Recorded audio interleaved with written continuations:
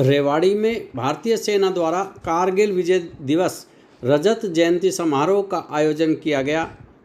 सर्वप्रथम जिला न्यायालय के नज़दीक रेजांगला शहीदी स्मारक पर पुष्प चक्र अर्पित कर नमन किया गया। तत्पश्चात रेवाड़ी की नई अनाज मंडी में सेना द्वारा एक भव्य सम्मान समारोह का आयोजन किया गया। समारोह में दिल्ली आर्टिलरी रेजिमेंट के मेजर जनरल अरविंद यादव मुख्य अतिथि सहित सेना के अनेक अधिकारी, सेवानिवृत्त अधिकारी, पूर्व सैनिक तथा शहीदों के परिजन उपस्थित रहे। मेजर जनरल अरविंद यादव ने इस अवसर पर कहा कि कारगिल विजय दिवस की 25वीं वर्षगांठ को शौर्य यादगार के रूप में सेना पूरे गर्व के साथ मना रही है। इस उपलक्ष्य में सेना की ओर से अलग अलग स्थानों से 5 मोटरसाइकिल रैली निकाली जा रही है, जो कि द्वारका गुजरात, दीमापुर नागालैंड, धनुषकोडी तमिलनाडु व दिल्ली से कश्मीर में द्रास तक जाएगी। इस रैली का समापन द्रास में 10 जुलाई को किया जाएगा। उन्होंने बताया कि आज से 25 साल पहले कारगिल की लड़ाई में सेना के 550 जवान शहीद हुए थे। सेना का प्रयास है कि इन सभी शहीदों के परिवारों से मिला जाए। इस अवसर पर उन्हें सम्मानित किया जाए। परिवारों को मेजर जनरल 35,000 रुपये का चेक व पुरस्कार देकर सम्मानित किया। भूल जाती है उनके साथ उनका नामो निशान मिट जाता है। शहीदों के बलिदान को कभी नहीं भुलाया जा सकता। वे हमेशा देशवासियों के दिलों में जिंदा रहते हैं। उन्होंने कहा कि सेना हमेशा अपने सेवारत सैनिकों, पूर्व सैनिकों तथा शहीद परिवारों की भलाई के लिए तत्पर रहती है। उन्होंने कहा कि रेवाड़ी वीरों की धरती है, इसलिए इस कार्यक्रम का आयोजन यहाँ पर किया गया। रेजांगला की लड़ाई में अहिरवाल की चार्ली कंपनी ने 114 जवानों का बलिदान देकर मातृभूमि की रक्षा की थी। देश के लिए कुर्बानी का यह इतिहास सदा अमर रहेगा। उन्होंने रेजांगला की लड़ाई में शामिल रहे कैप्टन रामचंद्र यादव व हवलदार निहाल सिंह को सेना का स्मृति चिन्ह भेंट कर सम्मानित किया। इसके अलावा कारगिल शहीदों की वीरांगनाओं को भी सम्मानित किया। आर्टिलरी रेजिमेंट के ब्रिगेडियर मिलिंद व्यास ने अतिथिगण का आभार व्यक्त किया। इस अवसर पर रिटायर्ड कर्नल रणबीर सिंह यादव ने रेवाड़ी के वीर इतिहास पर प्रकाश डाला। परमवीर चक्र योगेंद्र यादव ने बताया कि कारगिल में किस प्रकार बुलंद हौसलों के साथ सैनिकों ने अपने साथियों की जान बचाने के लिए खुद के प्राणों का बलिदान दे दिया था। आर्मी बैंड ने अपनी धुनों से सबका मन मोहा। प्राचार्य सत्यवीर नाहड़िया ने सेना को समर्पित गीत की प्रस्तुति दी। अंत में मेजर जनरल अरविंद यादव ने डेल्टा 5 मोटरसाइकिल रैली को झंडी दिखाकर दिल्ली के लिए रवाना किया। समारोह में जिला सैनिक बोर्ड के सचिव retired colonel Aman Yadav, ITBP के commandant Ashok Yadav, colonel SK Mahapatra, major Pooja Sangwan, major Garimella Prasad, major Akhil Gupta, captain Manibhushan Kumar इत्यादि मौजूद रहे। आयोजन में हीरो मोटर कॉप, इफ्को व अपोलो अस्पताल का योगदान रहा। इस अवसर पर अपोलो की ओर से एक मेडिकल कैंप का आयोजन कर मरीजों की निःशुल्क जांच भी की गई। राष्ट्रगान के साथ समारोह का समापन हुआ।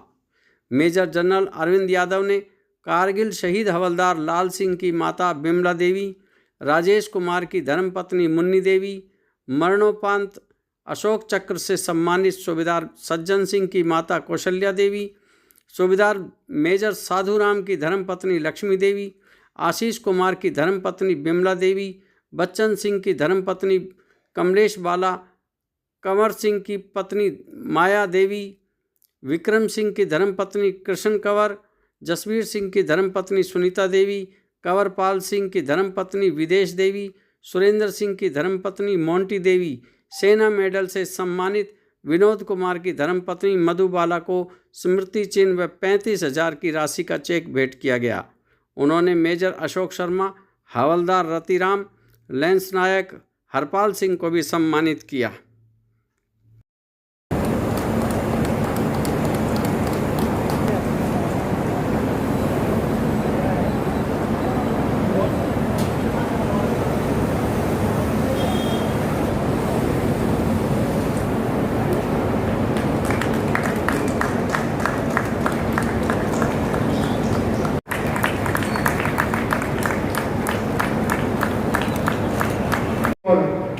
दिवाली की बर्फी से सम्मानित करना चाहेंगे।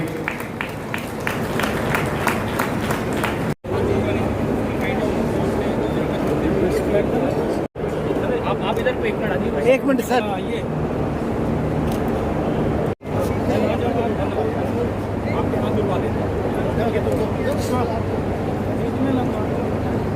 बीच में खाली सी जगह लगवा देना। हाँ बस इधर देखेंगे तो रमेश सर पीछे थैंक यू।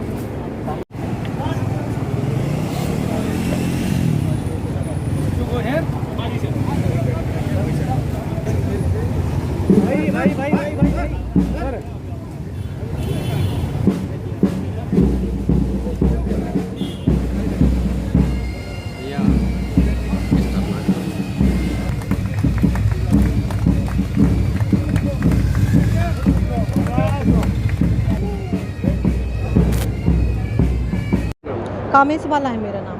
जी, आज जिस प्रकार से कारगिल विजय दिवस की रजत जयंती मनाई गई है और जो कारगिल में शहीद हुए थे उनको सम्मान दिया जा रहा है, क्या कहेंगे इस पर? इसके कहेंगे जो आर्मी वाले हैं ये बड़ा सम्मान करते हैं और हम लोगों को याद करते हैं। वो लोग तो याद नहीं करते पर आर्मी वाले नहीं भूलते हैं हम लोगों को, तो इसीलिए हमें बहुत अच्छा लगता है और बड़ी खुशी होती है। साहब का क्या नाम था जो शहीद हुए? शहीद बच्चन सिंह।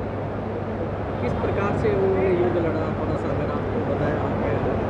युद्ध उन्होंने मतलब पूरे जोर होश से पूरी अच्छी तरह से जो लड़ा है। तो अभी कितना परिवार, कितना? मेरे 2 बेटे हैं ट्विंस। उस समय क्या रही होगी बच्चों की?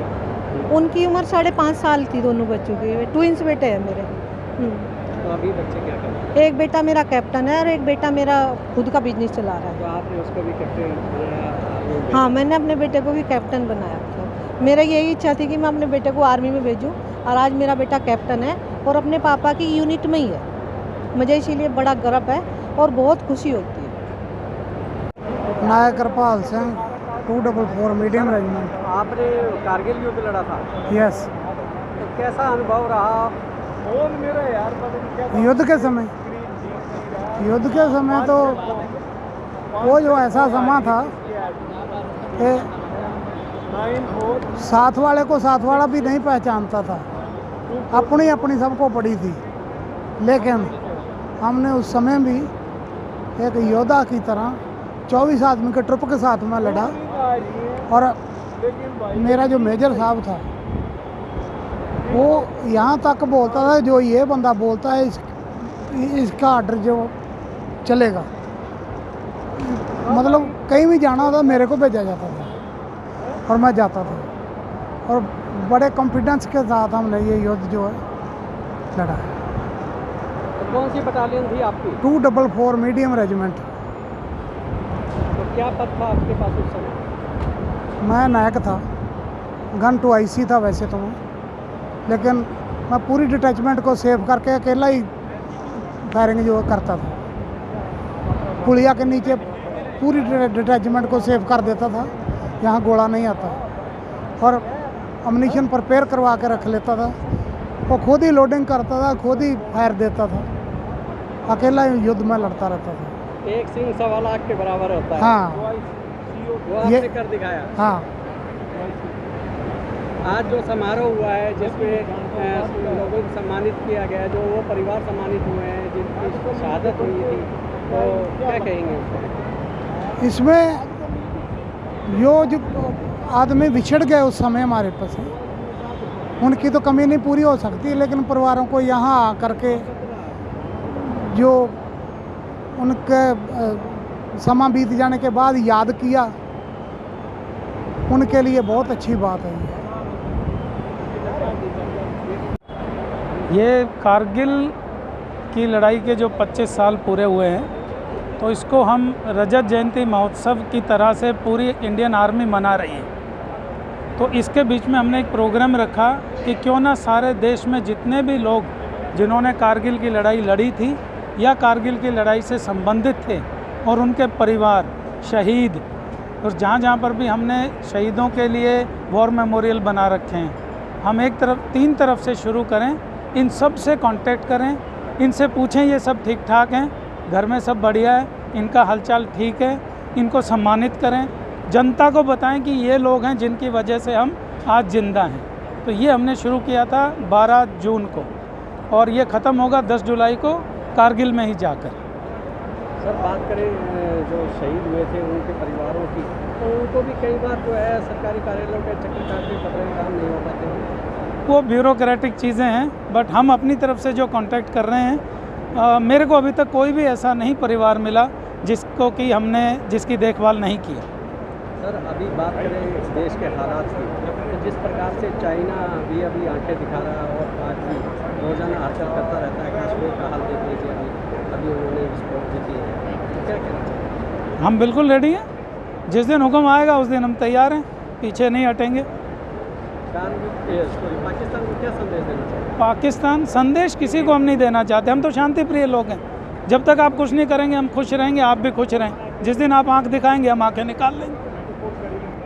यहाँ पर वार मेमोरियल भी बना हुआ है। जी हाँ। और जो रेजंगला पार्क, जी जी, तो जो पार्क है मेमोरियल है उसकी बड़ी हालत खराब है। उसका संज्ञान हमने ले लिया है, मैं देख के आया हूँ और इन्होंने मुझे पूरी डिटेल बता दी है और हमने काम इसका चालू करवा देंगे। साल भर में इसको हम वापस बनवा दें।